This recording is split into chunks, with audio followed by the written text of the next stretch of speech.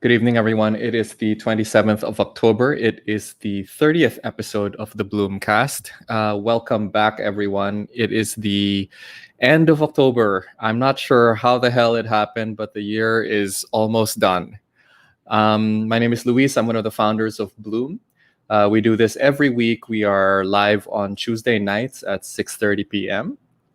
And I am joined tonight by my stalwart panel of guests and experts. Bloom CTO Ramon Tayag, Bloom COO Justin David, to go live.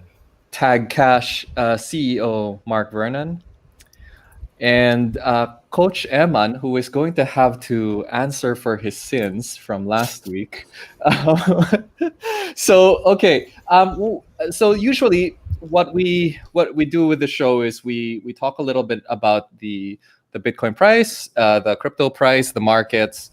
We talk about news, and then we will usually end the show with a giveaway for our viewers. So this week we will be doing $20 in Bitcoin for 2 lucky viewers. So we'll do that at the end of the show. We will call out your names, and so you just need to sound off. Let us know where you are, so we can find you in the chat. You have to have at least one chat message before we can actually award you. So don't forget that you are only eligible to win if you actually comment in the chat room. So from last week, there's a couple of things that we need to do first before we really get started. First things first, when we ended last week, we were talking about what would happen to the Bitcoin price, right? So let's do that first because that's kind of important. Coach, actually, you know what? I'll just do this here so we can see it. So last week when we ended the show, we were at 11,600. Actually, it was closer to 11,800 that day. And then we all made bets about whether the price would be up or down at this time today. So can everyone remember what their bets were? I said we would be over 12,000, but we would be under 12,500. Mon, do you remember yours? Yeah, I said under 12, over 11.5. Yeah. Okay. Justin? Yeah, that was excuse me, that was the same for me as well. Under 12 but over 11.5. Okay. Mark? I said 12.5 or above. Yep. Okay. Wow. All right. Okay. Coach Eman? Enough said. You're muted. Under 12, 11.5, around that area. Okay. All right. So I think we can kind of say that we were mostly all wrong, except for Mark. Mark was the only one who was very optimistic with his bet. That being said, I think the PayPal news kind of blew out all of the forecasts. I don't think anyone what was weird about last week's show was the PayPal announcement happened the day after the show. So, if we had known that PayPal was going to announce that, I think we would have all changed our predictions. But anyway, How'd you know I didn't have inklings? Or insider information. Perhaps you should have shared some of that.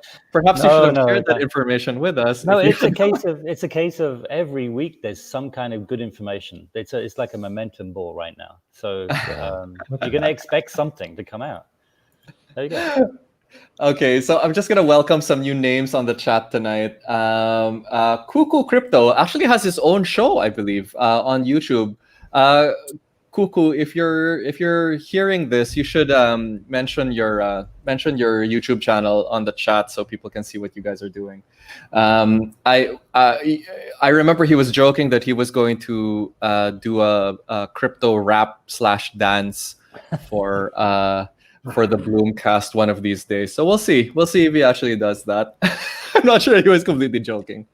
Anyway, okay. So one other thing that we need to do from last week also is Mark was going to award a Bitcoin prize to one of our viewers. So that was Karma. I don't see him in the chat yet, so we'll have to wait until he comes back. Yeah, but I already messaged him that that we were already live. Yep, So I'm ready just to waiting go. for him to. Yeah. Okay. Yep, Cool. ready All right. to go. So I'll just. Could you guys help me just keep an eye out for his name in the chat? So it's Karma Akabane. That's his name. He already told me that he'd be watching tonight. Okay. Anyway, so Coach, do you want to take over? Tell us what happened. We're now over Yeah. $13,000. I don't. Sorry. Just before you go, pala. A quick question. Does anyone remember if we ever hovered at $13,000 back in 2017, or did we just shoot right Yes. past? We I don't shot- remember. Yeah. We 13, shot 14 straight was past. like a massive. Well, Liz, you remember you gave up doing 1,000 jumps on your graphic. Yeah. Because So it you was said- happening so fast. He's like, oh, yeah, it just went so Yeah. fast. Yeah. So did we hover for more than a couple of weeks? I don't No, remember. no. I think It's we're a not big momentum. for- No. It's a momentum. So there's no... Okay. Sige, Coach, do you want to take over? I can Yeah. give you the screen. Okay. Don't forget to mention the F word. Which one? The the There's Fibo. a family show, you know which one. Yeah. Fayfal. I don't know what's the. Okay, here we go. Yeah. So what happened last week? So yeah, we're I don't here know what happened last week. what happened last week. First things first, I want to mention definitely our technical perspective with BTC, especially in this area, since we are seeing a momentum. So if you guys are shorting this market, I definitely I'm definitely so how can I say this? All I can say is don't short the market right now, because if there is a momentum ongoing on the market, especially like this daily candlestick, which means there's more time for the price or the candle before it closes. And if you're going to short the market in intraday time frame, it might give you a false hope for the price to go down. Yes, that is also a probability, but if we're going to check the monthly time frame, it's still open, and more likely, since we are betting for the price to go down below 12,000 to 11,500, and it didn't happen. And if we're going to check the news, there's also with PayPal, I believe this is one of the news that will be mentioned later on after we discuss the technical part of the BTC. And if we're going to compare, just like what Luis was saying earlier, that if we just hover the price during 2017, actually, if we're going to look at it, there was a resistance over here. But if look by referencing the past, it was a momentum. So meaning it didn't even hold that price. So it just shoot and had its retracement around this area. So I believe this is going to be a very significant number for BTC, since a lot of people might be thinking that, oh, it's already around 14, so what's next? It might be 18, 16, 17, and 20. So with that, I like the steady build up rather than a mass rush to it. yes, It that feels is correct. sustainable. That is correct. So just like what Mark Vernon was saying, he likes the build up. So we can also see that build up over here and over this price. So before it was a resistance, since just like what we have mentioned last week, if there will be the price, if the price is going to be retested for a short period of time, and apparently it did, and then we bet for the price to go down, but it didn't happen. So I believe there's also a relationship on for the PayPal news and for the BT's price and in the overall sentiment of the market. So if we're going to look for the price to move on the upside, I see a potential another move around 14,100, and if we get rejected, we can expect for the price to return around let's use our F tool. Nice. There you go. I was waiting for that. Let's use our F tool. So you can also see we have our 127 127 retracement and 168. So those retracements are considered as targets, and a lot of people are also looking, especially on the technical analysis world, or let's say traders world, it's becoming a self prophecy, since a lot of people have been using this tool. So once we break this 127, we might proceed with 161, and I'm expecting for the price to retrace again, going back to 127, which is 13,500. So if the moving average didn't catch up yet, so there's a popular term in the technical analysis world, which is a mean reversion. So we consider our moving average as our mean. So meaning, if it's overextended, there's a huge likelihood for the price to go back where it came from. So that's our analysis with what's the price that it came from? Which is the price that it came from? I mean where it broke out. So around 12,000 to 12,300. Okay. All right. Okay. Wait. So Coach, should before you yes, yes, I believe we should bet now. Okay.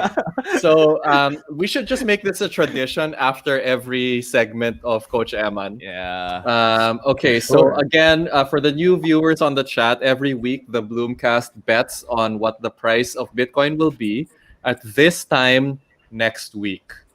Okay, so it doesn't matter what happens to the price on Wednesday, Thursday, Friday, Saturday, Sunday, or Monday. What we care about is the price at this time next week. So that's 6:45 p.m. next Tuesday.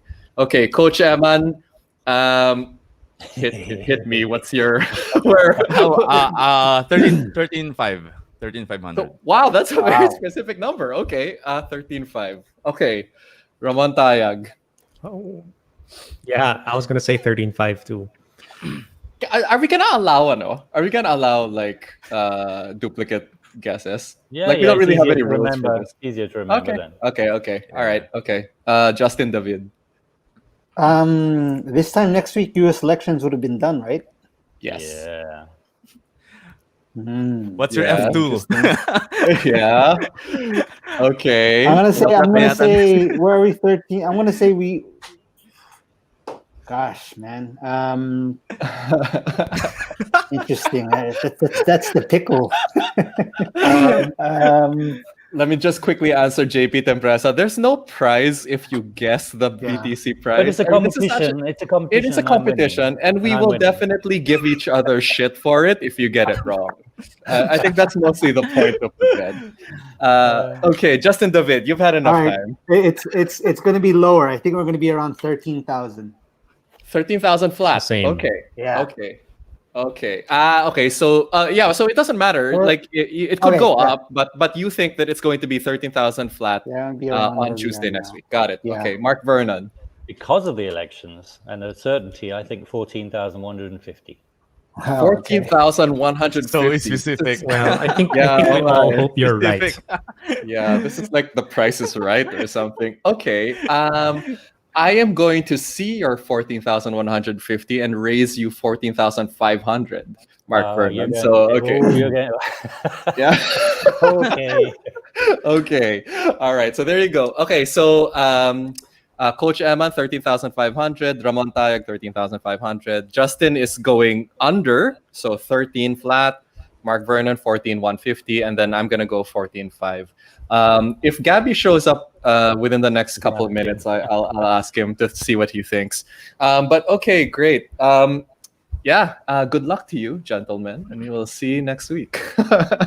Wait, hold on. Yo, yes, Coach. What if let's have a bet. Sabihin natin parang we are going to put, let's say, kahit $2, $5. For fun lang, for fun. Every BloomCast. Tapos, let's say, if no one get it, the pool of money makuha yan will be given away to the viewers. Oh, sure. Yeah, okay. like that sounds fine. Yeah, okay. But like, which deal? I mean, it's not going to be exact, right? I'm going to be be so rich. Wait. So if you get it right, the money goes to you. But if none of us get it right, the pool of money will be given away to the viewers. Okay, so now right. That's fine. I'm actually okay with that. But like, we have to have rules on the range. So like Mark Vernon said, 14,150. Like, what's the margin of like if he gets it within $50, do we accept that? What's Mm, What about the- just closer? yeah, I believe Closest to. siguro Well, then if it's Yung- closest, then someone will always get it right? If it's Yeah. closest. Yeah. There's siguro always yung gonna be range one, should not exceed 400 What? kasi move ni BTC is around, let's say, very normal Right. niya, 1%, 2%. Go Right. $100 each way. $100 each way. Within $100 plus or minus. Each way, Okay. yeah. got Yeah, it. Okay. plus minus. Okay. One last question, and then we'll lock it in. What if Ramon Tayag and Coach Eman? Well, because you guessed the same, right? Yeah. We'll split. We'll split. We'll A split the pot. Oh, so you don't really want to be guessing the same because you'd have to split the winnings. Oh, No, my- I mean, if that's his bias, diba, Right. Okay. Right. Sige. Yeah. Okay. I'm just okay, gonna this is read gonna some ha- of the. Yeah. This is gonna be really. This should be interesting. done in Lightning, so that if we're Yeah, gonna be yeah, sending $100 around, we're not Yeah. gonna be Yeah. spending Anyone- 50 pesos Is to 100 anyone pesos using fees. anyone using Lightning in the? I mean, I guess we're gonna have to now because the amounts Yeah. are quite small.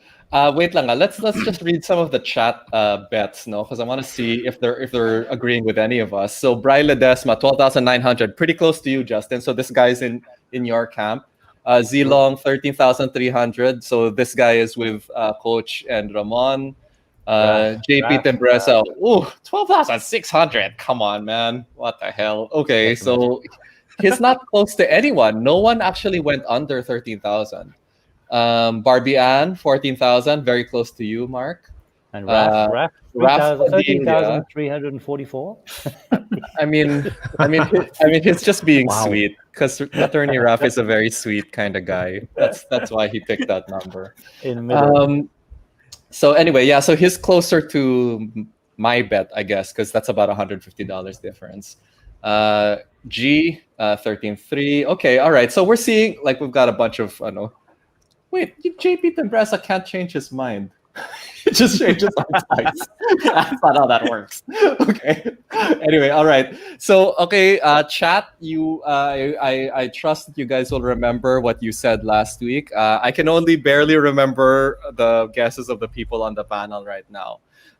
So we'll have to figure out how we're gonna pool our money, no? So it's gonna have to be either Bitcoin Lightning or Ethereum or something. We'll figure that part out.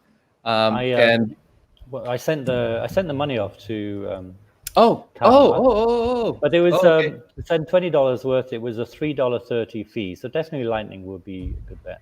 Yeah. Okay. All right. Hold on. So let me just. I didn't see you do that. Okay. Should I check? Oh, it's already there actually. He came yeah, online, okay. so I thought, okay, send it. Yeah. Okay. Cool. So just to quickly confirm that, so Mark Vernon has finished off the $20 viewer prize to Karma Akabane from last week, and that's the proof right there.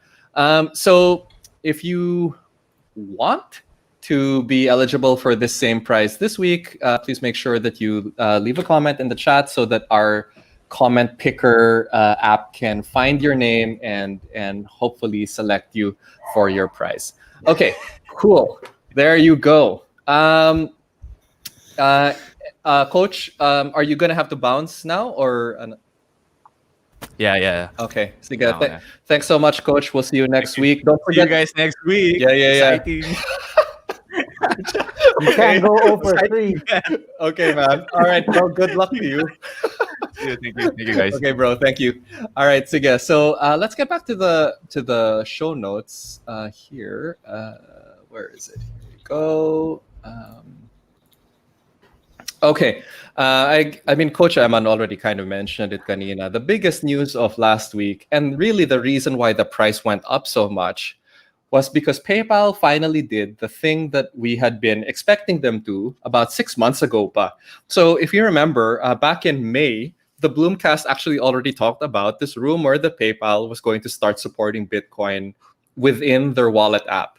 So we talked about that back in May. It finally got confirmed officially, literally the day after we did the last episode. So it was Wednesday, our time. So what we know about the news so far is that it's only going to be to US customers at the start, right? I mean, it's not going to be to all of the PayPal users yet. It's not available yet. It's still wait list. In fact, I actually tried to see if I could sign up for the wait list. It's not available if you're not a US based customer. So I couldn't actually even sign up, although I really wanted to, just so I could see what it looked like. There's some other things that are very important to know about this, but let me just read this headline really quickly. PayPal just gave 346 million people a new way to buy Bitcoin. So PayPal has 346 million users. And just to kind of give you an idea of how much bigger they are than basically anyone else in the crypto space, the only crypto wallet that is even anywhere near this number is Coinbase, and Coinbase has 35 million users. So barely 10%, just about 10% of what PayPal's numbers are. So, PayPal is massive. They've got way more users globally than any other mobile wallet. They're the largest mobile wallet. Well, other than I guess WeChat, pala, now that I think about it. I guess the Chinese wallets have more users. But here's the big catch. Mon, did you want to just explain this really quickly? Because I wasn't sure if So you won't be able to deposit or withdraw these cryptocurrencies, right? We don't know if that's going to come. We're not sure. I think people are assuming that eventually it will. So it sounds like at the beginning, at least, it'll be just for people to expose themselves to the price. Right. So this is the same as Revolut here in Europe. So you can buy and sell, but they really only have one account where they do the buying and selling in the back end. And they charge you like a 1% or 2%. I think it's a 2% spread. Keeping it all in. But if you have a subscription amount, then you pay less fees or nothing. So from an AML and money laundering point of view, there's no real exposure. You're just basically allowing people to speculate on the market. Just wanted to quickly address one of the questions in the chat. PayPal wasn't started by Elon Musk. He was one of what we call the PayPal mafia. So this was the original group of people who became very, very rich from having been involved in PayPal, but he wasn't the founder.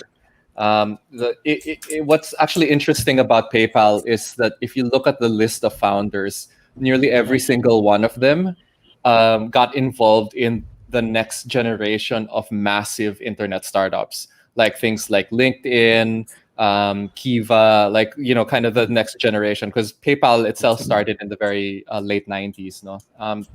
But yeah, it wasn't actually started by Elon Musk. He was one of the kind of early. I don't even know I don't think it's even. It was kind of like did they kind of merge or they absorbed his company? I forget. X.com. And Infinity, and it was a few things, but a few things that he was actually against. So it was good that he had other partners that actually moved forward with stuff, and it became as big as it was. That whole thing with the eBay, because I was around then, buying and selling stuff on eBay, and the ability to use PayPal was so much easier than. So that's what propelled it. Yeah, big time. Right. Yeah. Right. This is just not just Bitcoin as well, right? They announced a bunch. Others. Yeah, Bitcoin We're Cash. going to speculate. It doesn't really matter, does it? I mean, they don't have to worry about private keys. So I don't know what the handful. It says a handful of other major cryptos, but I don't know what they are. What do you know? Like off the top of your head? I saw another article. Off Bitcoin, Litecoin, Ethereum, and Bitcoin Cash. Cash. Yeah. What? Yeah. Why? Okay, I don't understand the Bitcoin Cash one, but okay, all right. Did they just did they go to bitcoin.com? It's the same API, so they were just like, why not? I guess it's you basically get it for free. On the back end, they're going to have to use an exchange to buy and sell real time, by API. So I'm wondering which exchange they would actually team up with, or multiple. But maybe they team up with Coinbase or something because it's US based and regulated. Michael Boss is saying that this is the same as Robinhood. Yes, that's correct. That's how Robinhood works. You can only buy and sell Bitcoin, but when you withdraw it as dollars, so it actually gets converted back. Same thing as the way that eToro first did it. When eToro first started supporting cryptocurrencies, you could only withdraw it as dollars, but eventually there were enough customers that kept asking them to, let me just withdraw my Bitcoin as Bitcoin. I think so they eventually did I think allow PayPal will probably have one of the biggest wallets out there. Eventually. Yeah, for sure. I think they'll keep it all in house. I mean, it's the same kind of issues they have. Kind of all the criticisms about PayPal now is that it's really good if you're paying somebody else who's also PayPal, but the moment you need to withdraw to your bank or something like that, the fees are massive, and they're always the transactions that go through. Kind of feel like it's going to be a little bit of that as well still here, where you're going to be able to withdraw, but it's going to cost it's you. Going to cost you. Yeah, it's better to just ask whoever you're money. paying. They're a public company; they have to make money. It's better to ask whoever you're sending to open a PayPal account and just send it to them like that. I mean, chances are that the person that you're talking to probably has a PayPal account. Right. I think that's the thing that's most powerful about this. No, parang I will say that one of the biggest challenges for being a crypto company, like Bloom or even like Tag Cash. Also, I'm sure Mark sees this also. It's onboarding customers because you have to convince them to go through this very big headache of KYC and all of that stuff. PayPal gets that for free. They already have that KYC. So it's very easy for them to just flick a switch and just make it available. And suddenly these people can very, very conveniently start adding Bitcoin to their portfolio with very little effort. And they don't have to worry about the private key and all that. That technical aspect is taken away. Right. Yeah. So just to kind of drive home the point, so I did some very, very basic math. If PayPal manages to convert even just 5% of its current users into Bitcoin holders, they will have more users than Binance. So that kind of underlines how big this news could be. But I mean, granted, it's still a wait list. It's still just in the US. But yeah, we'll see. Well, I mean, you've got in the future they might do things like Braintree is owned by PayPal, right? Yes. And so that's like a Stripe equivalent or competition. So they could probably start saying we'll take Bitcoin as a payment and automatically convert to dollars or whatever you want into your PayPal account. So they've got a lot of links like Venmo, like Ralph was saying, Venmo, all these links that I think that's going to really propel Bitcoin. But just a quick go live with it. Yeah. Right. Sorry. Just a quick. Just gonna make sure that we introduce Gabby Dizon. Gabby is joining us a little bit late. He's from the gym because he is living a life of health and fitness. He's going to be talking to us about a couple of interesting DeFi and NFT related news in the second half of the show. But Gabby, while you were away, we were talking about basically where the Bitcoin price went. This last, I guess it's just in the last 4 days, no? So we're doing this weekly bet. You don't actually have to join the money part of the bet, Gabs, but if you would just like to estimate what you think the price of Bitcoin is going to be next Tuesday on next Tuesday's episode, so around 7 p.m. next Tuesday. So the current price, what is it right now? 13,288. It's actually going up as we go online, as we went live. It's actually almost 13,300 right now. Yeah. Okay, I'm going for 13,600 next week this time. Okay, I like it. I like the numbers. Like it's so small. Like so, the difference between yours and Ramon's is $100 because Ramon said 13,500. So like these are very, very tight bets we're making, guys. Okay, cool. So I'll be the one to remember Gabby's bet for next week. Let's see. Hey, Louis. So US based, right? I have a US PayPal account. I just logged in quickly. So it's free to buy. If you're a buyer, it's going to be free. If you're US based. If you sell, it's going to be 2.9% plus 30 cents per transaction. Oh, that's weird. That's the same. That's like the a same credit transaction card. as a credit card. Yeah. Yeah, that's a credit card transaction. It's a hodler's game. It's free to buy, then expensive to sell. But that does actually kind of go up, right? Yeah, it will make it go up for sure. Interesting. Do you guys have an answer to this question from Zoe? What if PayPal suspends your account? Can you withdraw your crypto funds? No, you can't. I can guess it's probably going to be a no, right? Because if PayPal suspends your dollar account, you also cannot withdraw your dollar funds.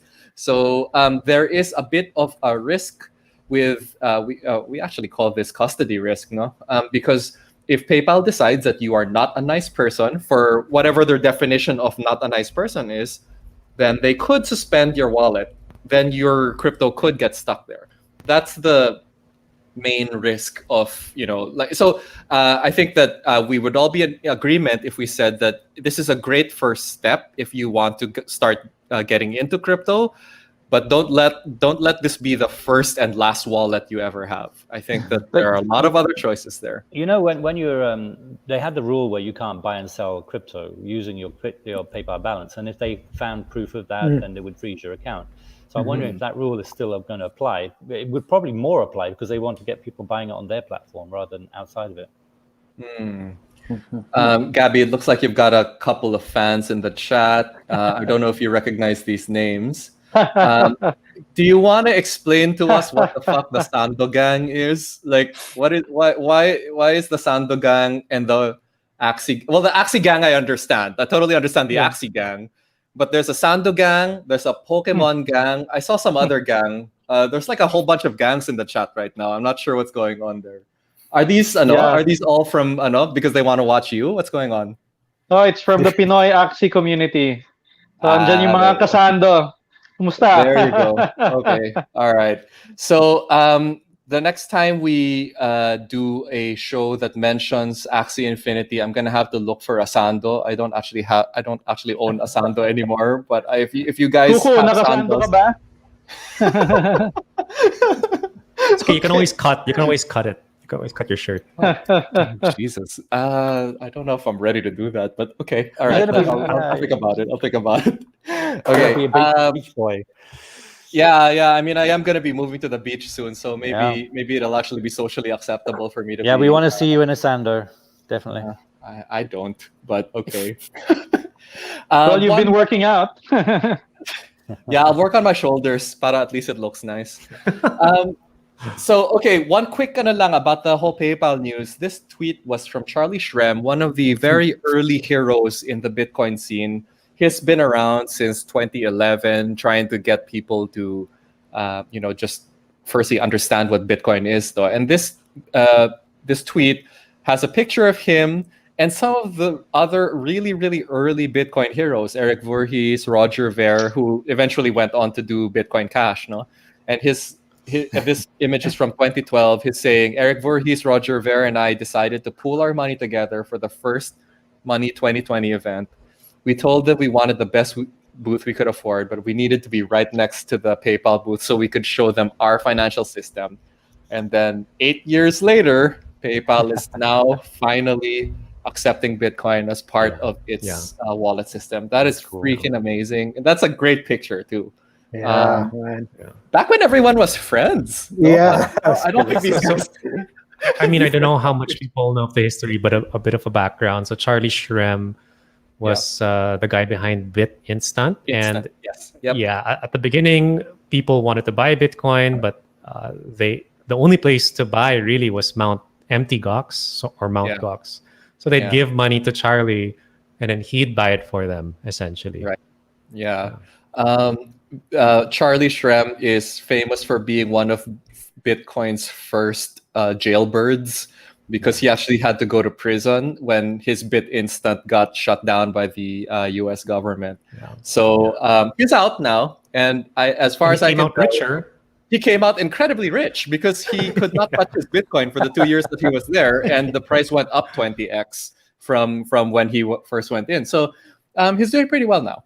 He has a very cool podcast called Untold Stories. That's untoldstories.com, and he interviews all sorts of people across the crypto universe. Very cool. Anyway, okay. One last bit about the PayPal thing. So there are people who are a little negative on it, and I just wanted to make sure that our coverage was as balanced as possible. Now, so blockchain.com, one of the most well-known Bitcoin wallet sites on the internet, their CEO Peter Smith says that PayPal's decision is highly centralized and very inflexible. So he's talking about the fact that you can't actually withdraw or deposit Bitcoin into your PayPal wallet. No, you can only buy when you already have money inside their system.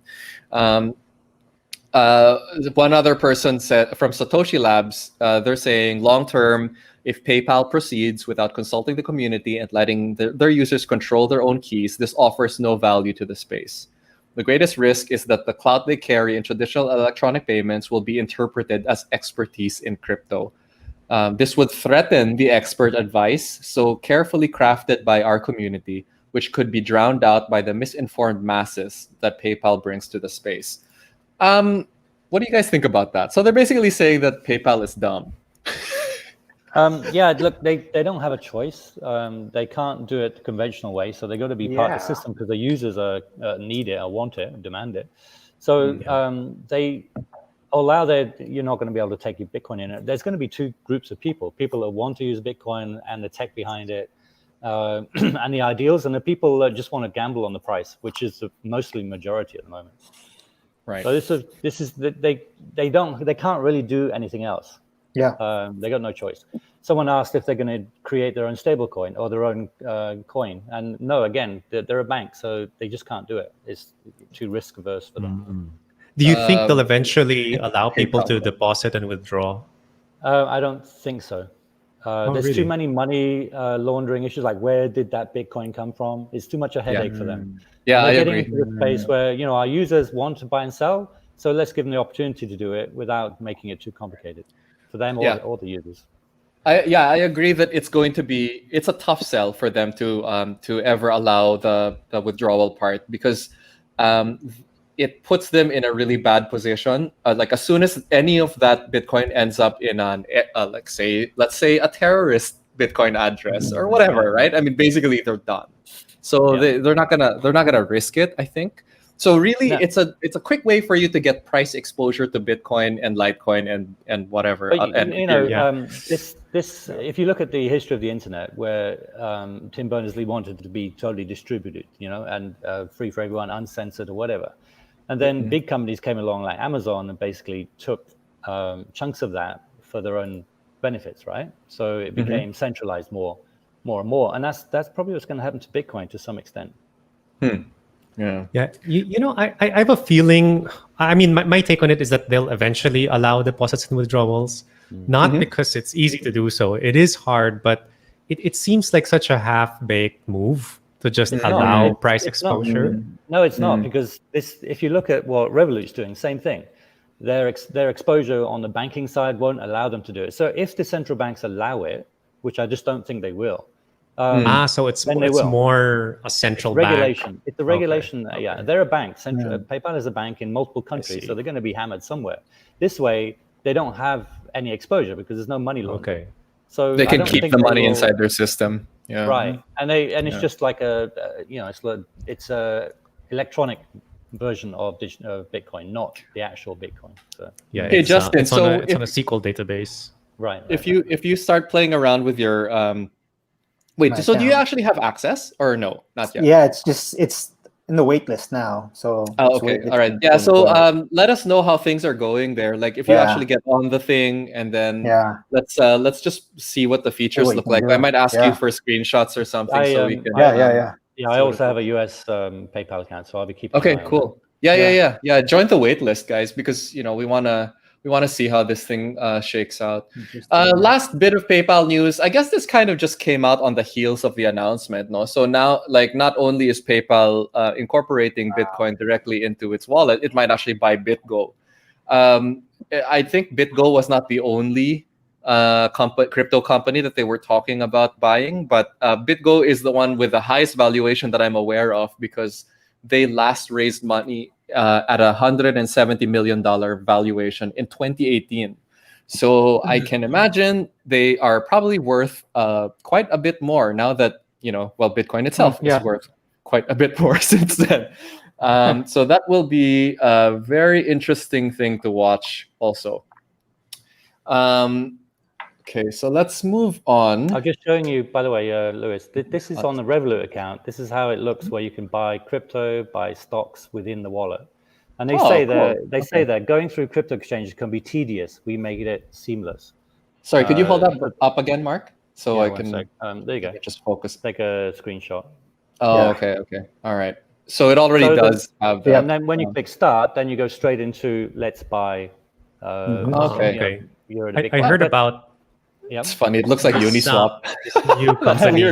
You can see the rate.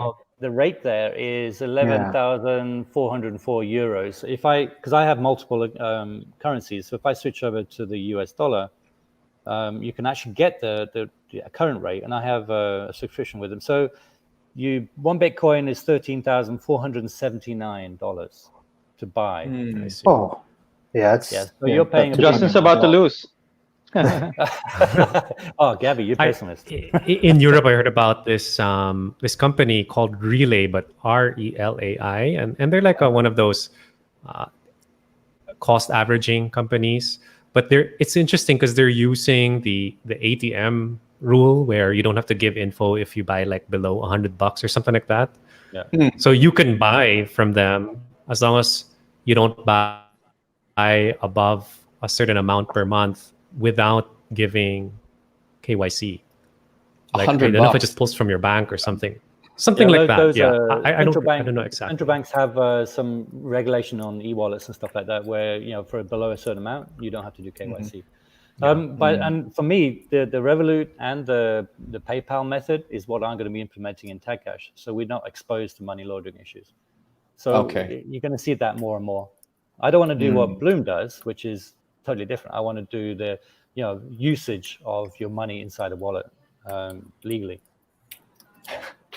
One last bit of good Bitcoin news. This one is from an unlikely source. JP Morgan has long been an enemy of Bitcoin. Jamie Dimon is the president of JP Morgan. He's been notoriously anti-Bitcoin for the last, I guess, ever since he started talking about it about 3 years ago. I think was the first time I heard him say something about Bitcoin. But so this report coming out of JP Morgan on the 23rd of October is a really interesting shift in its opinion as a bank towards Bitcoin. I'll just read the top really quick.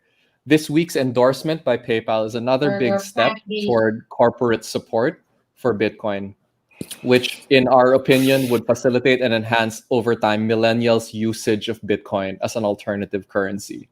Although Bitcoin looks currently overbought, so they in their opinion it's overbought. That means the price is a little bit too high, they think.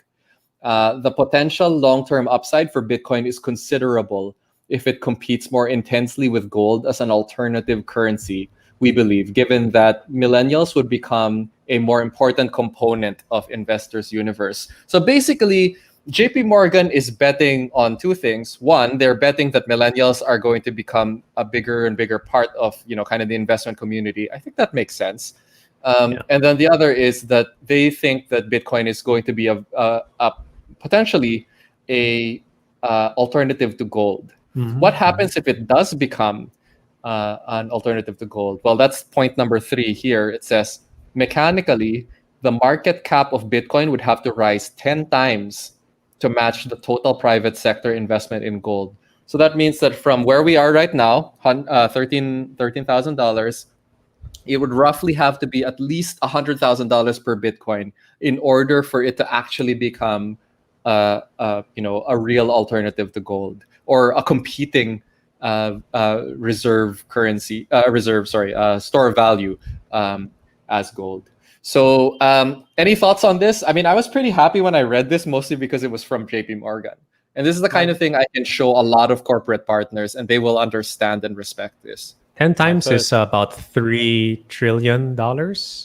Yeah, the market cap of gold is 10 trillion, isn't it? It's 10 trillion. It's actually more than that. Yeah, well, he's just saying for it to be viable as a viable alternative. It doesn't have to be like greater than gold. Yeah, but it already is a viable alternative, and people are treating it. If the people are buying it for their treasuries instead of buying gold, it's going to go up to 100. It's just going to take 2 or 3 years. My first thought was that, Lewis, you're going to have to update your cryptographic of Jamie Dimon as a dinosaur, a Flintstone. Yeah, right. That's true. You're right. Because I caricatured the JP Morgan president years ago, and I drew him as Fred Flintstone because he was like very prehistoric. Well, let's not forget that the PayPal CEO also said Bitcoin was the biggest scam or something like that. Oh yeah, I guess they also had he said he was in favor. Didn't he say he was in favor of? Sorry, which PayPal CEO are we talking about? I think it was the current one. I'm not talking about Peter Thiel. Oh. Peter Thiel yeah. was in Okay. favor. That was of a it, while yeah. back. Okay. Yeah. That's funny. Yeah, you're right. I might have to. Well, we'll see.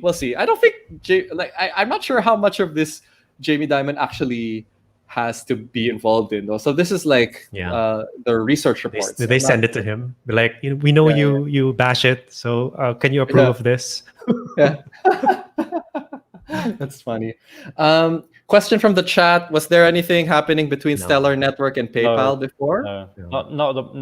Only The when closest one is Stripe, right? Yeah, the well, closest Stripe one would be Stripe. invested in Stellar, right? Yeah. Yeah. But Okay. PayPal wasn't. It's not part of Stripe at all. So there's no network at the moment because really they're competing in some ways. With a lot of e-money going on to Stellar, if it can, then it competes directly with PayPal. So I shouldn't think they would like it too much. Gold is too heavy to carry, unlike Bitcoin. Exactly. Yeah. I also don't have. I also don't have a lot of gold. So yeah. I really like what Michael Saylor, the MicroStrategy guy, says about it. It's like, if you're thinking about storing wealth for 100 years, like even if you have gold, like 95% of the countries in 100 years will probably fail. Like the governments will be overthrown or something. And even if they don't, and you have all the gold, in like 30 years, you'll end up owning half because of all the inflation. So that seemed pretty compelling to me. Yeah, but if you could end up owning, what was it, copper covered in gold paint? That's that too. I mean, among the other things, yeah. Question from the chat: if Bitcoin becomes an alternative to gold, how will it affect gold? I would wager that the price of gold would go down relative to the price of Bitcoin, right? Because there's not enough, there's not enough wealth being stored in either. So it feels like the energy would go from gold to Bitcoin. I don't know. I could be wrong. If it goes from equities and company stocks where there's less trust in that system, it would flow to Bitcoin or gold. So they both would benefit, but who knows? Yeah, I mean, if you look at, and I'm no historian, but I have started to like read up on this stuff. It's like the best money wins over time, and by over time I mean like after we're dead. So right. So if Bitcoin becomes the money of choice, then gold's price will just be as much as it's worth in industrial use. But I don't think to make electronics and stuff. I don't think Bitcoin will be money of choice. It'll be your safeguard, your safety vault, your like safe haven. Right now. Sure. Okay. But I think it'll be the store of value of choice. It might be Lightning that becomes the actual money, and Bitcoin becomes the bank behind the scenes. Yeah. How come we never talk about Bitcoin Cash this way? Anyway. Raf Padilla is saying, unfortunately, JP Morgan can't directly carry Bitcoin on its balance sheet. It would have to structure a separate investment vehicle to be able to gain exposure to Bitcoin. I wouldn't be surprised if they already did that, but we won't know for sure. Yeah, that's correct. But they would have to announce something, right? And surely it is in their best interest to announce it if they are going to, or if they have done that. If their customers want it, they're going to have no choice. Right. Yeah. I would say that, kind of the moves like what MicroStrategy did, they know that making a big announcement like that causes the price to take action also. So it is part of the strategy, the MicroStrategy, I guess, to talk about it, right? Because that thing set off this whole chain of events, and we're probably going to keep seeing these announcements for the next couple of years at least. And what's really interesting is that I betcha none of you guys had ever even heard of fucking MicroStrategy until they announced that, right? So suddenly they became relevant overnight because of that one, obviously very big move, very aggressive move. But like none of us had ever heard of them before. So and how many companies like that are there out there? There's a lot. So. Probably a lot. Yeah, Fortune 500 that we've never heard of. Yeah, I guess. Well, so. Apple's got $100 billion sitting in this account as cash. So 10% of that would be nice in Bitcoin. Yeah, right. That's what's the Bitcoin market cap? 100 billion. Yeah, so it's basically it buys about 5% of Bitcoin. That's yeah, but pretty they good. could see an immediate 10% increase in price probably. Right. Yeah, that would be really interesting to see. Okay, I'm gonna turn this over to Mon. He wanted to do a quick bunch of Bitcoin news. Super quick one. Especially if we're going to be using Lightning to send our bets to one another. So one problem with Lightning was that you needed, well, technically you still do need a something or an app that's on to receive payment, right? And it's not like on-chain Bitcoin where you can just send your address and then go to the mountains and not worry about it.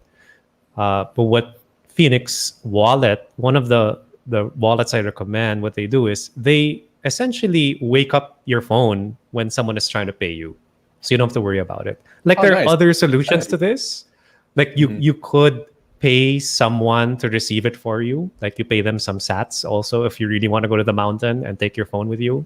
But there's a pretty cool feature to have to make it feel a bit more like a normal wallet. Right. Yeah, I think that my biggest question before with Lightning was how I was supposed to use it if I just wanted to leave, like for example, if I had art patrons who wanted to buy my stuff while I was asleep, but I can't actually use Lightning for that yet. But now it looks like it will. No, it'll just happen kind of automatically. My wallet will just wake up. So Ramon, what app would you actually recommend to get into Lightning? Well, if you're going to be accepting payment on a website, it wouldn't even be Phoenix. Like you'd probably set up something like BTC Pay, right? And you'll generate. You and me, if I want to do it, like between us, we want to send each other. I think we'll have to use Phoenix, right? Yeah. Can you download it? Is it BR now? Is it? Yeah. Sorry, Mon, you kind of broke up there a little bit. Were you giving us other names of wallets or? Yeah, Phoenix or Breeze without the last E, so it ends with a Z. Yeah. Okay.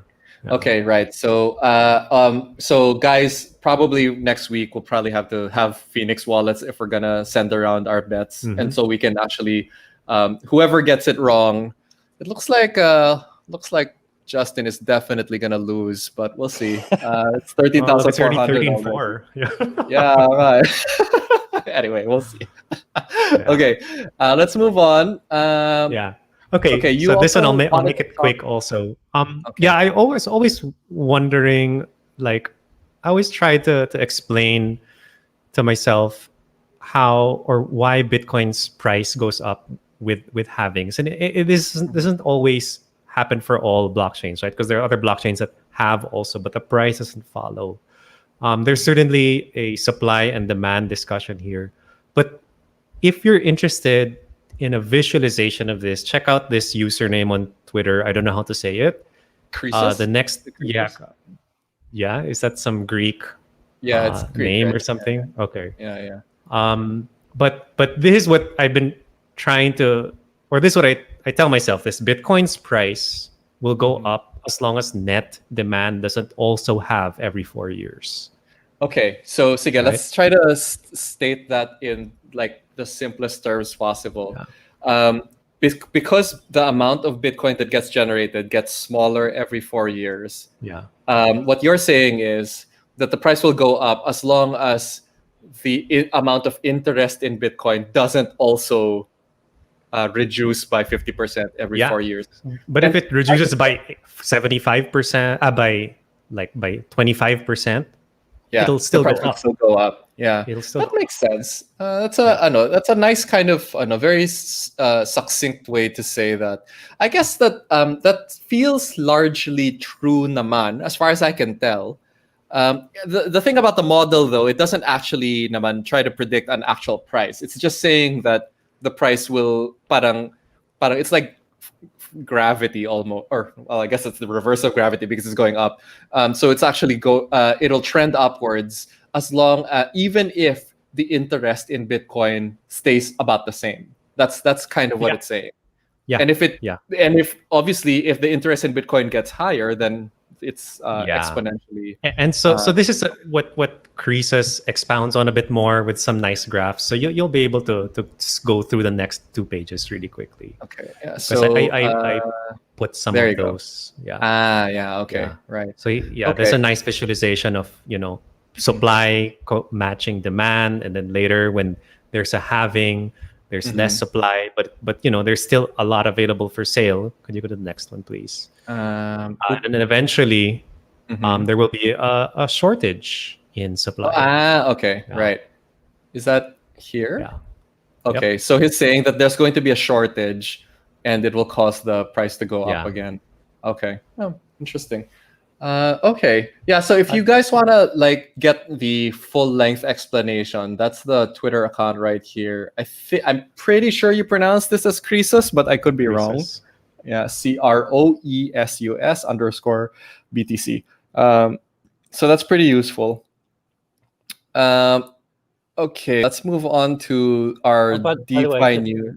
I downloaded Phoenix, and so it sets up payment channels automatically, and then charges you 0.1% for receiving. So it's not too bad. 0.1%. Yeah.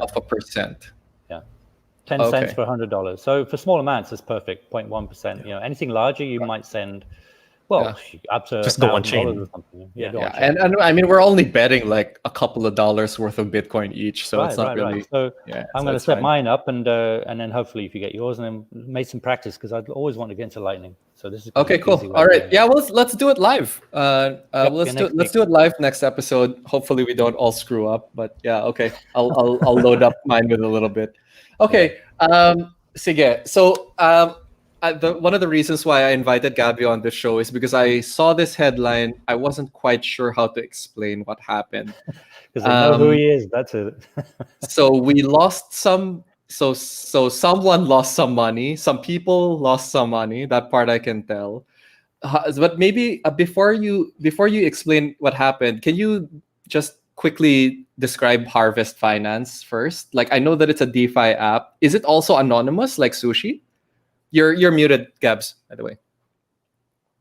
Yeah, so the founders are anonymous, and it's a yield farming protocol. So you deposit some of your money, and you use that to generate their token, and then so it's one of those yield farming protocols that are anonymous. Your comments about it being a scam scheme.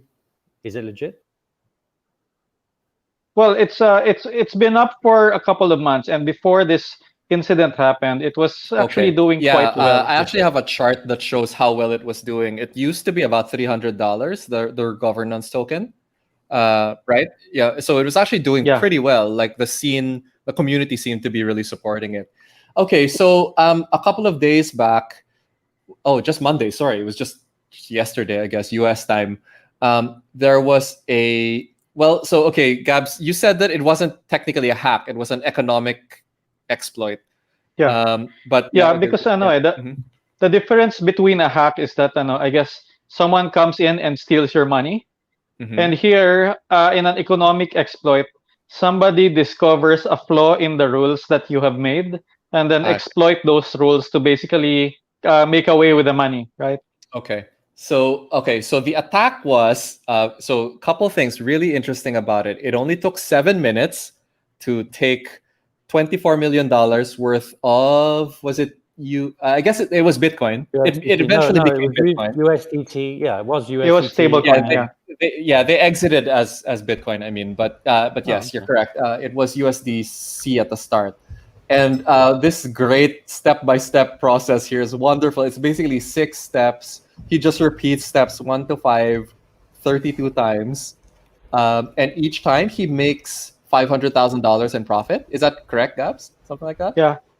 Okay. So what you have to realize is that in a lot of these DeFi protocols, one of the greatest, I would say, features is the composability, or the way that these different protocols can work with each other. So for example, if you want to work with stable coins, or changing from one stable coin to another, Curve is a protocol that is great to work with. For example, if you want to feature some interest-bearing stable coins, for example, in your protocol, it's great to work with Yearn Finance's YUSD or Compound DAI.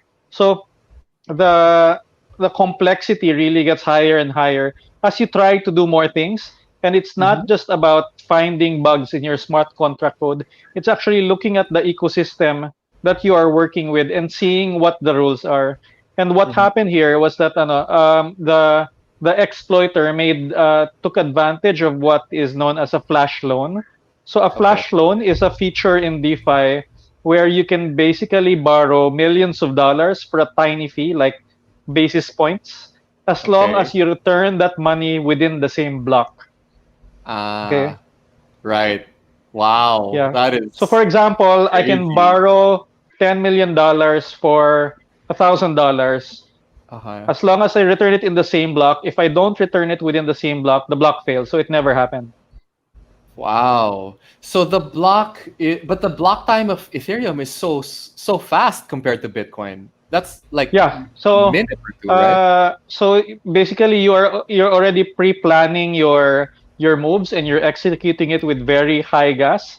And actually, around this time it happened, people saw that there were basically very expensive gas transactions that were made as this was executed, because if you if you leap on top in front of the line gas wise, then basically it gets executed first, and the people who you're doing the exploit on will have zero time to react. Wow. Because you'll only see it when the block is done, right? Right. Yeah. Huh. That's so 15 seconds, I think, right? Ethereum. Oh, I'm sorry. It's not even a minute. Okay. So it had to have been super fast. Really fast. Yeah.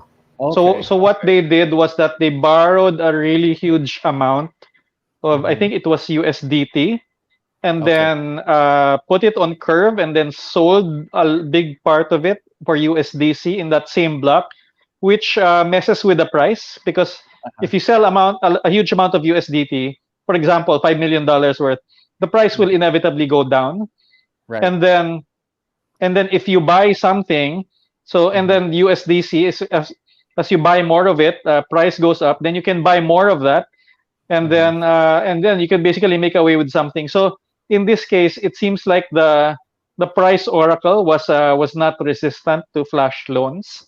So I think some of the other protocols are already doing some kind of like flash loan resistant pricing feeds, so that people cannot manipulate the price easily in a single block.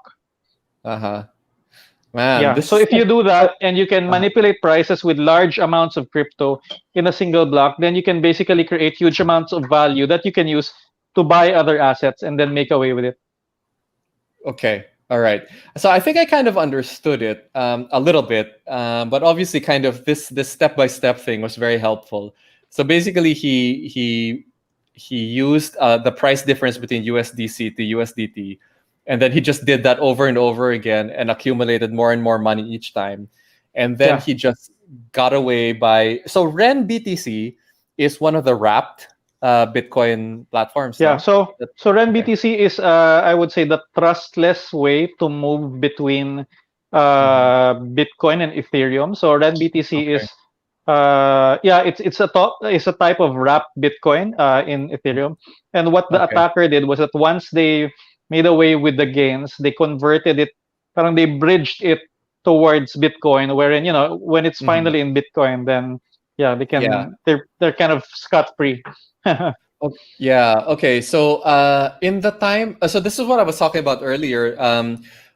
Even as early as October 21st, so really just like a week ago, the price of the farm token, which is Harvest's, I guess that's their governance token. It was $300.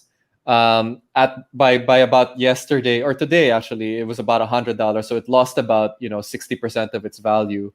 It says, following the attack, the amount of money locked in the protocol. So when they say the amount of money locked in the protocol, this is the amount of money that people have put into the pool for lending purposes, right? So it went from $1 billion in locked funds. It's gone down to like half $1 billion. Why isn't it $0 billion? Like, why are people still? Why did they keep their money in there? I don't understand. Like, they're not. Aren't they afraid that it could happen again? Well, a lot of people participating in DeFi are basically degenerates, and actually, you see that it lost 2/3 of its price, right? It's not 90, 95, or 99. Yeah. So actually, there was price support at the bottom of community members who basically still believe in the protocol and probably have some money to lose. And they're like, yeah, I think this is a good price to buy in. Oh my God. Even after seeing the reason why the price went down. Okay. One other question here. So the Harvest guys, what are they going to do? They're going to change all of their smart contracts so that this can't happen anymore? Is that... I know that they called back a lot of the funds that were being farmed into basically a master contract. I haven't been keeping with the news, but I think they would just have to update some specific contracts that were vulnerable to this economic exploit and watch out for other ones. Because you're really very, if you're participating in DeFi, you're very sensitive to price feeds. But even if it's happened in all throughout crypto, wherein there's a massive short in BitMEX, for example, then it affects Binance and the other exchanges. So so anytime there is the ability for massive price manipulation, and then if you're able to compound it by borrowing huge amounts of money for one block, then someone will really try to do it. Okay. I'm just gonna move on to some of what happened like right after. No, so the Harvest Finance team, found out about the hack pretty quickly. Naman after it happened, they followed the trail, and because it was being exited into Bitcoin, they knew exactly where it was going, right? So they listed out all the Bitcoin addresses that it went to, and then it said, please blacklist these addresses. And then he just kind of mentioned a whole bunch of the exchanges. So what they want is for like Binance and these other guys to basically watch out for these addresses. No, so when these addresses try to make a deposit into their exchange, blacklist it, report it somehow. Jesse Powell is the founder of Kraken. This guy is a bit of a maximalist, actually. So he's been pretty hardcore about some of his opinions. So he was saying, stop fucking up your bullshit DeFi scams and expecting exchanges to bail you out. I will not accept your attempt at externalizing the cost of your hasty, reckless rollout. Invest in audits, insurance, and please do your own research. Taking your losses is the only way to enlightenment. How do you guys feel about this? I'm kind of... well, we asked this like when the whole DeFi thing was starting with Binance listing, like within like second or what is it, hours, Coinbase listing. Which one they list? Was it Wi-Fi that they listed really quickly after it pumped like nuts? And we were saying what is the predicament when it's discovered that it's a scam, and all of a sudden they're obligated to freeze trading of that token, and the token price is going to freeze pretty much, right? Because it's on the exchange and nobody can sell it because of the new issues revealed. Is the exchange big enough to somehow cover everyone's loss, or that's the... I think like even if they don't cover everybody's loss, the big problem here is it's like you're not just going to take any account on Twitter that asks you to block addresses, right? You'll have to do your own research. You'll have your engineers also check it out, and then at least a few hours later make a decision.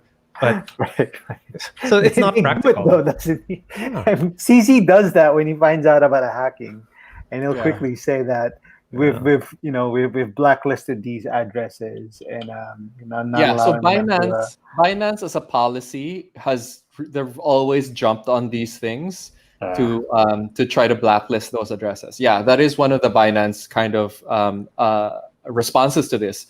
So it's interesting to see such a strong negative response from Kraken. Like they're just gonna let that money. Well, actually, so the interesting part is what happens if the money does end up in Kraken, now that he's basically broadcasted that he's not going to blacklist those addresses. That probably wasn't a smart move, no? It's going to be... maybe he shouldn't have said it. I would think they probably use companies like Coin Analysis and Elliptic. For sure. The big question is, do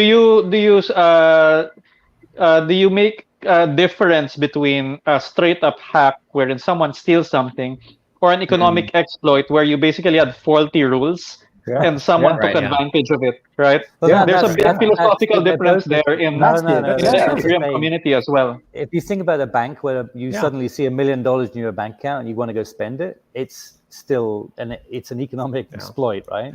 You're still breaking the law by spending it. And I think here the hard part is it's like if Kraken trades the Harvest Finance token on the Kraken exchange, they probably had contact with the team already. And so if the team says, please freeze our tokens, they will. But it's different when you ask them to freeze some other blockchain address. Right? Yeah, it's different. It's very different. What gets me on this is that the team know who it is, right? Do they really? Well, they say it is. They signal that they did. Okay. They did. Oh, yeah. As in the individual. Huh? Yeah, they said that they had some PII pointing to who it was, but they weren't interested in doxing that person, just the return of the funds, which is also raises a whole host of questions. How do they know? What info do they have? And what leverage? They're presumably hanging on to for some leverage. Right? Yeah. Was it like the brother of one of the founders or something? That kind of thing? Like, what kind of level of relationship are we talking about? One other question that I had that I couldn't really get anyone to answer this for me. So the hackers, the attackers, whatever, they returned $2.5 million to the Harvest contract address. Is that correct? Yeah. What the fuck is up with that? Why that's not the first time that's happened. The Eminence one did the same thing. They returned some of the money. They returned 50% of the money. Yeah, what's up with that? Why did they do it? So my theory is that these are people who are actually part of the Ethereum community, who are basically probably gray hat, and out of respect for Andre and Eminence, they basically returned half the money. And so my theory is these people are actually part of the community. Wow. Okay. I feel like somebody's mom caught them and told them to give it back. Yeah, it's like, okay, fine, I'll give back. These are all kids, right? I'll give back. Somebody did a joke that these attackers must be Americans because they leave such big tips. Yeah, $2.5 million on 24 million. That's a 10% tip. Yeah, okay, you're right. Yeah, that's an American tip for sure. Very American tip. Okay, I think it's a guilt fee. Yeah, definitely. A guilt fee. Yeah. Oh no! You're hacking somebody. How can you have a guilt after you do it? Oh, I agree. I completely agree with Mark. Actually. You think it was a guilt fee? Okay. Oh, after the fact. I was thinking more, okay, if it's a tip, then yeah, it's a tip because I'm going to be a returning customer. So keep your protocol open because I'm going to hack you again. So if he steals that 2.5, he's just going to give back 10% of that instead? Yeah, well, it's like, you left the door open for me, bad boys. I'll give you some back to try and fix it. But meanwhile, I'm going to take the rest of it. Let it run, yeah. Let the honeypot grow again, and then I'll hack it again, and then. Yeah. So if you guys were in the position of Jesse Powell or one of these other big exchanges, would you react this way? Would you blacklist? Would you move to blacklist, or would you do nothing? Where are you guys at? No, I do the same. I said no, I do both. Say, check your code, but we're going to block the thing because it happened. So I wouldn't. Not block I could be sure that I wouldn't say this on Twitter. Okay. Yeah. Jesse Powell personalities are really emotional and. Yeah. He's definitely a bit of a hothead when it comes to the DeFi stuff. I've noticed. But okay. I'm not actually sure where I'd stand on this, but I guess I think one of the things that I don't like about the crypto community and all of the experimentation going on, there is this tendency that they don't really clean up their own shit, and they just kind of say sorry and hope that that's enough. And I don't like that, but I'm not sure that I would go to the level of what Jesse Powell is doing either, because no matter what you say, that is still $24 million worth of other people's money. That whether or not you have an opinion on the protocol itself, but I don't think that they deserve to just lose their money that way either. I don't know. The interesting thing is that people are asking for decentralization when things are going well. But if money gets stolen, then suddenly people Yeah. want centralization, Exactly, right? Yeah, I want somebody to cover it. I want Yeah. CZ to safu my funds, right? Remind me what our term was for this. We had a term for this. The half central. Oh, What was it? Something half centralized. The half centralized word. The one that no one. Someone in the yeah, I chat gave us remember it. the Yeah. word for it. I forgot what the Maybe term was. maybe they'll come up with Oh, it. Someone will remember. Disintermediation. Acentralized. Wasn't it? Decentralized. Acentralized? That's just decentralized. What do you mean? No, it can't figure out what it is. So hybrid. Yeah. Disintermediation. I No. can't pronounce that word. How do you pronounce that word? Disintermination. Disintermediation? Yeah, that one. Yeah, Disintermediation? that one. It's a Yeah. completely different word. I don't think No, that's a that's the one. That's what we discussed. You know, where you actually centralize it, but you let no, I everyone. found it. There it is. Asymptomatic. Asymptomatic asympto decentralized was the word. Yeah, Asympto that's the one. decentralized. That's why I couldn't remember it, because it didn't mean anything. Okay. All right. So let's move on to another area of Gabi's expertise. So Axie Infinity changed its landing page. I guess just today, no? When they or Yesterday. was it yesterday when they changed it? Can you tell us what this countdown is? It says join now on Binance Launchpad. What's happening here? Okay, so Axie did a huge announcement yesterday. They went on live stream to announce the upcoming governance token called Axie Shards, or AXS, or Access. So which is a big deal because I think most of the governance tokens actually arrive or are launched without actual product market fit, while Axie Infinity has been around for over 2 years and actually has a very strong community. So you have you have a product that a lot of people use before they are launching their governance token. And the interesting thing is they're launching it on Binance Launchpad, which is what the countdown is for. So it's launching like 6 days from now. So Binance Launchpad is like it's a platform where the distribution will actually happen. But the governance token is just ERC20, right? It's not on Binance Smart Chain. Correct. It's an ERC20. So Binance Launchpad is basically their IEO platform. Right. So it curates and launches promising projects. And I think I'm not sure if it's all, but most of them eventually end up listing on Binance itself. Yeah. Right. Yeah. I actually thought that it was a guarantee, but all right. So you're saying that not always. It doesn't list you in Binance, but they launch you on Binance. So you have to hold a certain amount of BNB to have a ticket for a chance to buy the IEO. Let me forward to that. Para everyone gets an idea. So so walk me through this. So Launchpad hard cap is only $3 million, not that high. So it's a pretty small cap. 270 million access. Do you say access? Access tokens. Yeah. Okay. All right. 10 cents each. So 11% of the total token supply. 10 cents each USD. Okay, got it. Now, the token sale format is a lottery, and there is a certain number. I feel like I know Charlie and the Chocolate Factory. So there are 14,000 golden tickets. How do we win what does this mean? Supported sessions, BNB only. What do you suppose that means? Like, is it like or you have to have BNB? You have to hold a certain amount of BNB to be eligible for the ticket. Okay, so that's interesting too, because so BNB, if the people in the chat don't already know, it's actually pretty important if you trade on Binance, because that's how you get cheaper trading fees.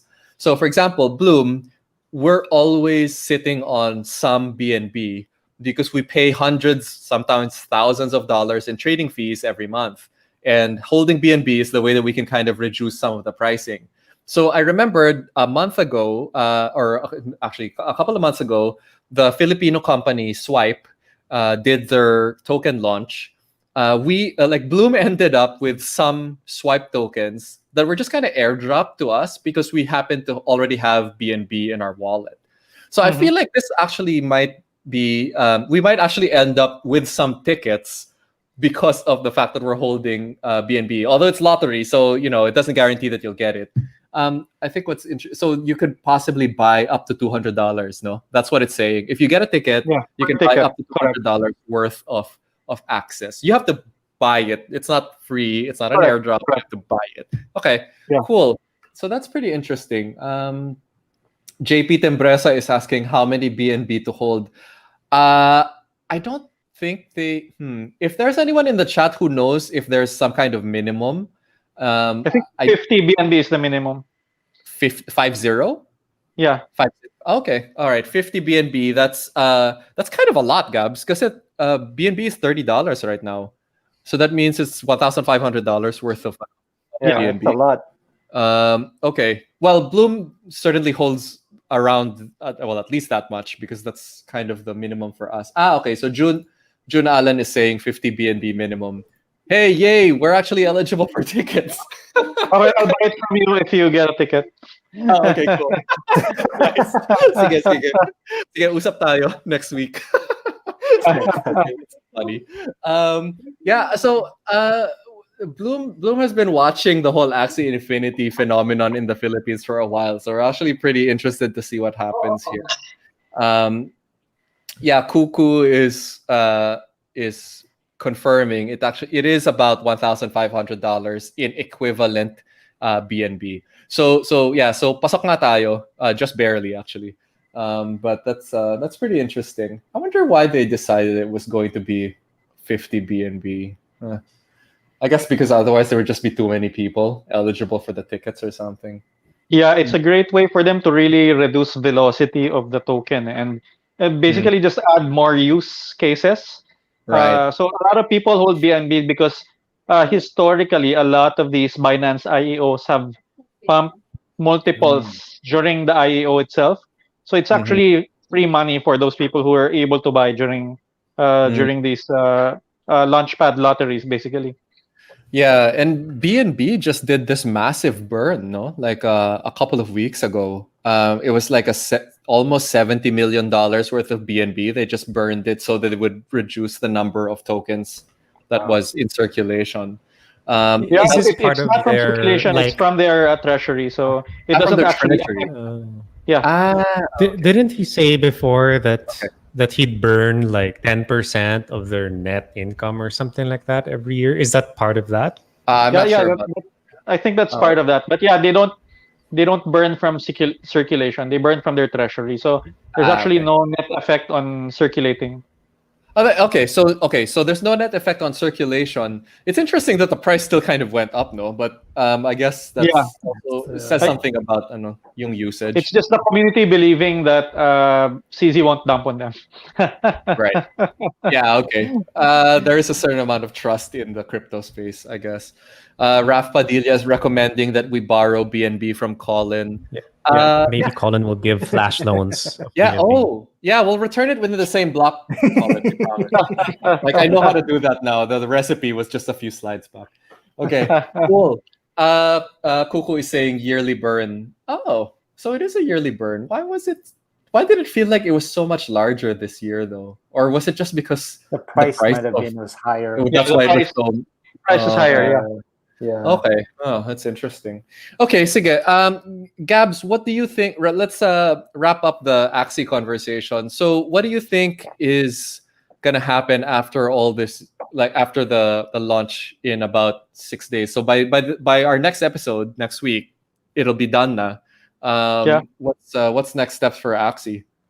So Axie has had a great run actually in the last couple of months. I think in its in-game marketplace, last 30 days, around $3 million of value has gone through just buying and selling these Axies, land, items. So there's huge amount of money coming through, and it's growing pretty fast. Like it's growing maybe at least more than 10% a month in the recent months. So there's been a lot of growth. So it's actually really good coming into this that Axie gets introduced to a wider audience than basically the blockchain gaming, the DeFi audience where it's very popular.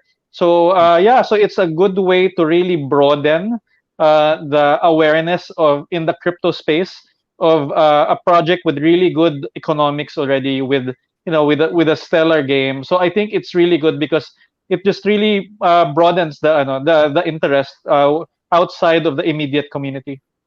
Okay. Stupid question. So the screenshot that we're looking at here, this is marketplace.axie.com, I think. Yeah. This is where you buy your Axies. Yeah. The game itself is played on mobile or on a web browser? Mobile and PC, yes, correct. Okay, all right. The So you trading is buy. done via the website. Right, got it. Okay, so you buy and then you play. Can I play without buying, or is that kind of a requirement? Right now, you need 3 Axies to play, but there are community-run efforts called Axie scholarships, where people actually lend out Axies That's cute. for other people to play who couldn't afford it. Oh shit. Okay. Oh, that's pretty cool. Funny. So, pero like normally, like I know, like look at the prices on this. This is not cheap. Like that's a $300 Axie. Their average is $300, right? Yeah, Is well, that that's because there are collectible ones that go for thousands or tens of thousands. If you look at the floor price in the marketplace, it's around mga $20 to $30, but you need 3 to play. So Okay. you're actually looking at an initial outlay of maybe $60 to $120 to start playing. To start So playing. Okay. 5,000 Wow. pesos. But you can Yeah, you can make something like $300 to $500 Okay. a month. So that's fine. Okay. Yeah. Huh, it's interesting. I mean, I think about all the money I've spent on playing Hearthstone over the years. It's certainly a lot more than $120. Infinity. That's for sure. Okay, so I think that if I win next week's bet, I will devote that money to an attempt at an Axie Infinity career. I don't know if it might be too late, but we'll see. We'll see if we can we can join in. It seems like parang after the governance token sale is over, that'll be a good time to come in because there's going to be a lot of new energy in the space, a lot of new people playing, Absolutely. things like that. So that'll be kind of interesting to watch. Kuku is saying 0.05 ETH floor price. Floor price, but they're usually like not very good battle Axies at the floor price. So you usually need to pay just double of that times 3 Axies. So there are actually people in this stream who will help sell you starter teams, myself included, if you were inclined to play. Hey Gabs, can I trade crypto art for an Axie set na lang para I don't have to buy? Like maybe we can just do like an exchange deal barter style. Is that possible, or is my art not in that same level yet? Pwede naman, as long as your art has a previous confirmed sale, so I can just kind of judge the value, then we can do a trade. Oh shit. Okay, so I might have something for you in about 48 hours because I'm launching something. He's gonna sell it to somebody. Oh, bitch. No, because I'm launching a Halloween crypto art on Thursday. And that's gonna be multi-edition. So anyway, so I'll see if that does. Trade one edition for 3 Axies, sure. Oh, that might be cool. Okay, this is fun. All right, that's interesting. Okay. At 8 p.m. All right, it's 8 p.m. That's You're quick. right. Sorry. I just saw it as you were saying. Yeah. Okay, here we go. So we're at the end of the show. We had a lot of new names today in the chat. I'm really happy for that. Guys, we do this every Tuesday night, 6:30 p.m. Don't forget next Tuesday, at least one of us is going to lose their money because we are going to bet some money. We bet some money on what the new Bitcoin price is going to be. But in the meantime, what we are going to do is we are going to look for a couple of winners for our viewer raffle. By the way, the $20 I sent is now worth $24. Ooh, damn. There you go. All right. It is $13,440 right now. Getting further and further away from Justin's bet. So There's 7 days. There's a lot of things can happen in the Bitcoin space in 7 days. I mean, I would say primarily there's going to potentially a new U.S. president in 7 days. That's a big change. quite a large change. So can we make a forecast on who the new president will be?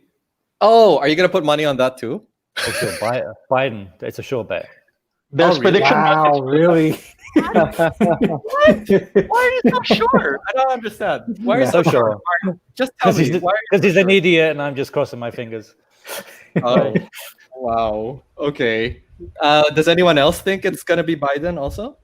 No well, I idea. heard that if it's not Trump, he's just gonna blow the whole thing up anyway. So it's a lose-lose situation because he's never accepted a loss calmly. Right? Actually, Never. question. Just mechanically speaking, will we know who the president is already? With it, like it seems like the counting could be longer than normal this time. I Like, think are they we'll have exit polls that would be pretty accurate? So yeah, I'm pretty sure. Okay. All right. Interesting. I guess there's also the electoral colleges, pala, which is pretty immediate because that's easy. There's so few. I'm just hoping the majority of the American population have some common sense this time around. Okay. No, well, American, we'll see. don't bet on it. I don't know, man. It's up. Well, I mean, I'm only gonna bet on the Bitcoin price. I decided I'm not gonna bet on the president anymore. Okay. All right, here we go. Okay, so we're looking for two winners, $20 in Bitcoin each. Here we go. Starting now.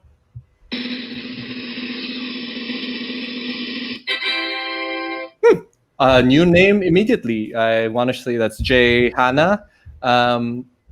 We actually have 57 names on the list today, so that's pretty cool. Is it J or G? Anyway, oh, there you go. I see their name right there. Oh, cool. Okay, sige. I'm going to look for your comment in the chat. Please make sure. She said Jehanna. Whoa. Oh, there you go. All right, I found her. And wahaha. Okay, great. Okay, there you go. Congratulations, you've won $20 in Bitcoin. We will contact you after the show to give you your prize. Okay, last one. Winner two of two. Here we go.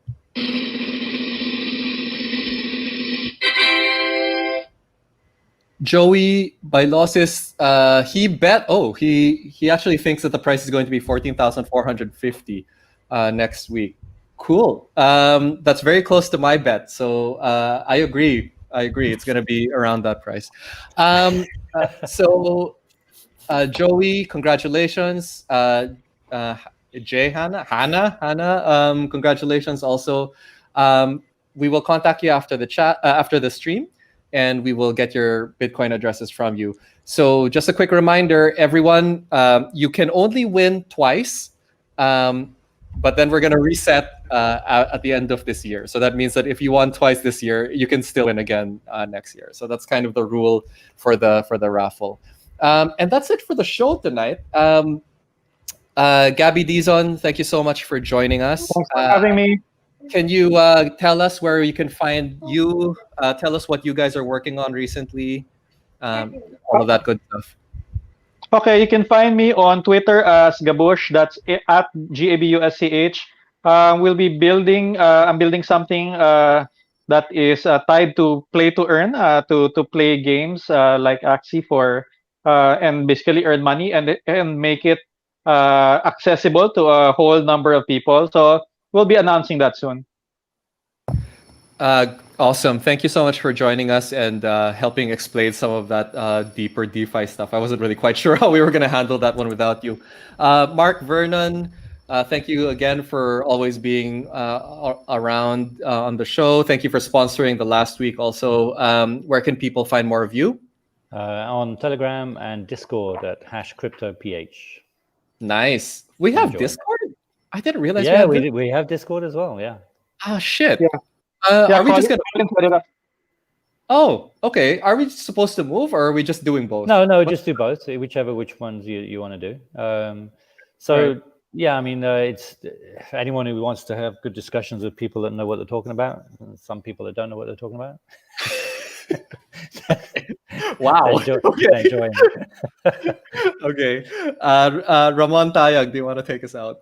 Yeah, find us on Paxful, on Binance, P2P Marketplace, and at bloom.solutions. Thank you.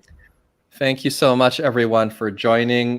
Don't forget everyone's bets for next week. We'll be back Tuesday, 6:30 p.m. Have a good evening, everyone. Bye. See you guys. Thank you. Bye-bye. Bye.